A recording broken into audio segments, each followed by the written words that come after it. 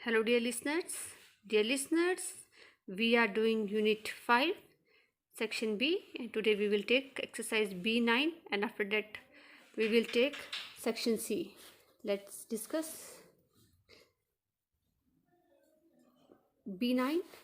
You have gone through some slogan in B1. ये वो ना कि हमने कुछ स्लोगन थे वहाँ कहाँ पढ़े थे B1 में हमने कुछ स्लोगन्स पढ़े थे. Now create some more slogans on tree and environment and make a poster using any one of them. तो बोल रहे हैं वैसे ही आपको कुछ जो है स्लोगन्स बनाने हैं किसके ऊपर, ट्री के ऊपर और इन्वायरमेंट के ऊपर, और make a poster using any one of them. और स्लोगन्स बनाने के बाद आपको उनमें से किसी एक का जो है पोस्टर बनाना है. Put up the poster on the class notice board. और उस पोस्टर को आपको क्लास के नोटिस बोर्ड पे करना था, लगाना था. But as we know we all are at home, तो आप क्या करेंगे, इसमें से कुछ नहीं करेंगे, आप सिर्फ you will create some slogans on tree and environment. एक या दो स्लोगन्स हैं आप बनाएंगे इन्वायरमेंट के ऊपर, और किस में लिखेंगे, अपनी इंग्लिश नोटबुक में लिखेंगे. ठीक है, ये this work you will do it by self. ठीक है, आपको स्लोगन्स बना के अपनी इंग्लिश की नोटबुक में लिखने हैं. Now we will take the section C. C1. A conservationist is a person who protects the environment and the threatened species. ये बोल रहे हैं अ कंजर्वेशनिस्ट कौन होता है, a person who protect the environment. वो पर्सन जो इन्वायरमेंट को प्रोटेक्ट करता है, बचाता है, और साथ ही साथ जो कि स्पाइसीज जो खतरे में है, स्पीसीज तो उनको भी प्रोटेक्ट करता है.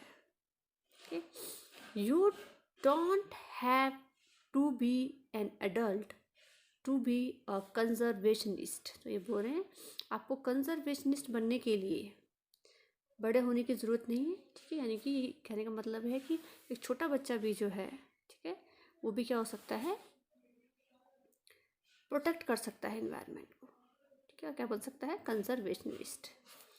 Even children can make a significant contribution to show down the climate change and help people as well as animal all over the world. अभी कह रहे हैं इवन जो बच्चे, जैसे मैंने आपको बताया है, वो भी क्या है, एक बहुत इम्पॉर्टेंट रोल, कॉन्ट्रीब्यूशन जो है शो कर सकते हैं क्लाइमेट चेंज के लिए. ठीक है, और किनकी हेल्प कर सकते हैं, एनिमल्स की हेल्प कर सकते हैं ऑल ओवर द वर्ल्ड. मतलब आप भी क्या बन सकते हो, कंजर्वेशनिस्ट. ठीक है, जो कि इन्वायरमेंट के लिए फ़ाइट करे, जैसे कि हमें ज़्यादा पेड़ लगाने चाहिए. अगर कोई पेड़ काट रहा है तो उसे रोकना चाहिए. अगर कोई हमारा जो थ्रेटन स्पीसीज़ है उनको मार रहे हैं, उनके लिए हमें प्रोटेस्ट करना चाहिए. तो ये यहाँ पर बोलता है हमें जो है, चाहे वो क्लाइमेट चेंज है, चाहे वो एनिमल की हेल्प करना है ऑल ओवर द वर्ल्ड, तो ये जो बच्चे जो हैं ये भी एक बहुत इम्पोर्टेंट जो है रोल प्ले कर सकते हैं सोसाइटी में. नाउ यहाँ पे दिया है, पॉइंट दिया है, even a kid can make a difference, do all you can be a conservationist. जैसे मैंने अभी आपको बताया कि बच्चे भी कर सकते हैं, कहने का मतलब है कोई भी क्या है, कंजर्वेशनिस्ट बन सकता है. अब हम जो है एक स्टोरी पढ़ेंगे जिसका नाम क्या है, द ग्रीन एक्ट. इसमें क्या है, C2. Now read the story of Neha and Sachin. तो एक हमें स्टोरी पढ़नी है जिसमें कौन है, दो बच्चे जिसका नाम है नेहा और Sachin, who decided to act instead of just watching and complaining. ये कह रहे हैं कि उन्होंने डिसाइड किया कि देखने और कंप्लेंट करने से अच्छा है कि हम जो है एक इम्पॉर्टेंट रोल प्ले करें. ठीक है, इन्वायरमेंट को सेव करें, कंप्लेंट ना करें कि ऐसा हो रहा है, यहाँ पे गंदगी पड़ी हुई है, या देख रहे हैं, क्रॉस कर रहे हैं, कुछ नहीं. इससे अच्छा उन्होंने एक्शन लिया है. ठीक है, स्टोरी में हम ऐसे ही पढ़ने वाले हैं कि वो बच्चे कैसे जो है सिर्फ देखेंगे नहीं कि यहाँ पर सफाई होनी चाहिए, ये प्लेस गंदा है, क्या करते हैं वो उस प्लेस को खुद ही साफ़ करना स्टार्ट कर देते हैं. Let start the story. the first paragraph. The the taxi arrived at the hotel Sea View, and the children couldn't contain their excitement. तो टैक्सी है पहुंचती है कहाँ पर, कौन से होटल में, सी व्यू में, और जो बच्चे हैं वो अपने आप को रोक नहीं पा रहे हैं, अपने एक्साइटमेंट को जो एक्साइटेड है कि हम यहाँ पहुँच गए हैं उसको वो रोक नहीं पा रहे हैं. After checking in they requested their parents to go down to the beach without delay. Checking करने के बाद होटल में वो अपने पेरेंट्स से रिक्वेस्ट कर रहे थे कि हमें जल्द से जल्द कहाँ पहुँचना है, बिना देरी किए हुए हम कहाँ पहुँचते हैं, हमें बीच पे जाना है. वो रिक्वेस्ट कर रहे अपने पेरेंट्स के कि अब हम चेकिंग कर लिए कि अब चलो अब हम जो है बीच पे जाएंगे घूमने के लिए. They had come all the way from a small hill station to visit the Nicobar islands. वो तो कहाँ से आए थे, वो एक बहुत छोटा सा हिल स्टेशन था, वहाँ से विज़िट करने के लिए निकोबार आइलैंड्स पर आए थे. मीन्स निकोबार आइलैंड्स को देखने के लिए बहुत छोटे से हिल स्टेशन से वो आए थे. Ever since their father had announced this vacation trip, they had been anxiously waiting for the day. तो जब से उनके फादर ने अनाउंस किया था वेकेशन ट्रिप के बारे में, तब से बहुत क्या थे, वो एक्साइटेड थे. एक्साइटेड मतलब ईगर है ना, बहुत उत्सुक होना. तो वो बहुत उत्सुक थे कि कब जो है हम इस प्लेस पे घूमने के लिए जाएंगे. ठीक है.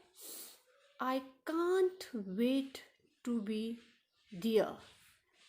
Neha had some excitedly while looking at the picture of the islands. तो आइलैंड जो नेहा है बच्ची बहुत एक्साइटेड है, और एक्साइटमेंट में वो पिक्चर को देखकर, जहाँ पर आइलैंड की पिक्चर्स हैं उसको देखकर बोल रही थी कि अब मैं बिल्कुल भी यहाँ पर वेट नहीं कर सकती. जब उसके फादर ने अनाउंस किया कि हम वेकेशन में कहाँ जाएंगे, निकोबार आइलैंड्स पे जाएंगे, तो इतनी एक्साइटेड थी तो उसने आइलैंड्स की पिक्चर को देखकर बोला कि मैं यहाँ ज़्यादा देर जो है वेट नहीं कर सकती हूँ, मुझे जल्द से जल्द मुझे आइलैंड पर जाना है. It's only a matter of a few hours and soon we will be there, had said her brother Sachin softly, who was 3 years older than her. So जैसे ही नेहा ने कहा था कि अब मैं वेट नहीं कर सकती, तो उसके बाद उसके भाई, जिसका नाम क्या है, सचिन है, उसने कहा it's just a matter of few hours and soon we will be there. ये सिर्फ कुछ घंटों की बात है और जल्द ही हम वहाँ पर होंगे, मीन्स आइलैंड पर होंगे. ठीक है. और कैसा कहा, बहुत ही सॉफ्टली कहा. और सचिन कौन था, जो कि नेहा से 3 साल बड़ा था. ठीक है. नेहा के जो 3 इयर्स जो उससे बड़ा भाई था, उसने बहुत ही सॉफ्टली कहा कि कोई बात नहीं, बस कुछ घंटों की बात है और जल्दी ही हम कहाँ हैं, उस बीच पर या आइलैंड पर हम पहुंच जाएंगे. Okay. Now holding hands they run straight towards the vast expense of blue water.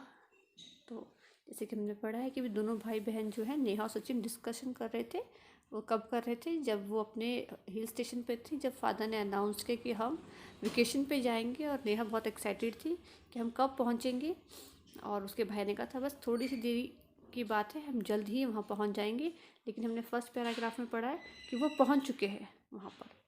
तो अब वो पहुँच चुके हैं और वो बहुत एक्साइटेड थे, और उन्होंने अपने पेरेंट्स से रिक्वेस्ट की थी कि चलो अब विदाउट डीलिंग किए हुए हम जो है फट से जो है बीच पर चलते हैं.